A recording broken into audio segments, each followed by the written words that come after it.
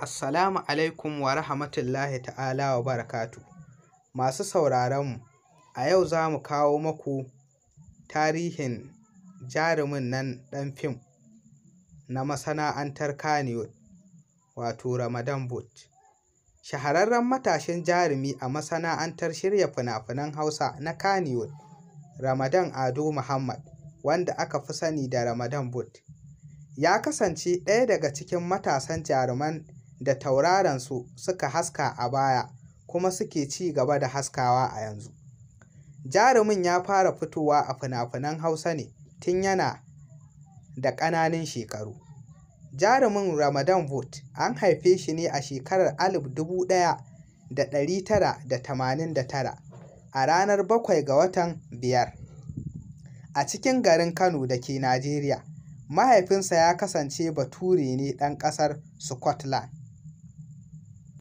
Ya yi karatunsa na firamare a Ebonyi Nursery and Primary School, sannan ya yi sakandire nasa a makarantar Muhammadiyya Secondary School a garin Kano.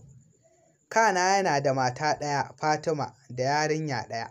Sannan yana da 'yan uwa da yawa wadda su ma sun kasance jarumai a masana'antar ta shirya fina-finan Hausa, kamar su jaruma Maryam Boot 'yar uwa, jaruma Amude Boot ƙani, jaruma Zainab Boot wadda ta kasance mahaifiya ce a gare shi, asalin Bafulatana 'yar Najeriya. Jarumin ya daɗe a masana'antar, amma taurarinsa sun fara haskawa ne a shirinsa da ya yi mai suna Ashabul Kahfi, shirin da ya yi a tare da jaruma irin su Nuhu Abdullahi, Sadiq Sani Sadiq da dai sauransu.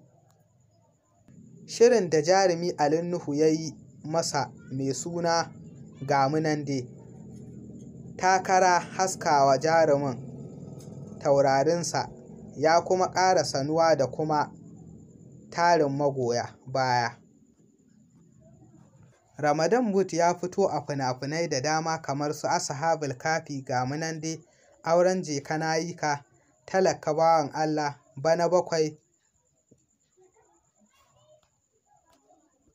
Ga da Ga, Wutar Kara, Yaƙi a Soyayya, Jani Mu Je, Gwarzon Shekara, Safina, Sadaka, Yalla, Izzatu, So da So, Matar Mu Ce, Sanam da dai sauransu. Sannan ya fito tare da jaruman masana'antar shirya fina-finai na Hausa da dama kamar su Ali Nuhu, Shamsu Dan Iya, Maryam Boot, Marigayiya Zainab Boot, Nuhu Abdullahi, Abdul M. Sharif, Garzali Miko, Jamila Umar Na Gudu, Baballa Hayatu da dai sauransu. Kana ya sha karɓar kyautukan girmamawa da dama kamar su Inside Business African Commendation Award, Best Young Upcoming Actor 2017, African Alive Film Award wadda aka ba su a London tare da jaruma Nafisa Abdullahi, Kannywood Award Young Upcoming Actor 2018, Sautin Arewa Entertainment Award Most Impressive Actor 2019 da dai sauransu.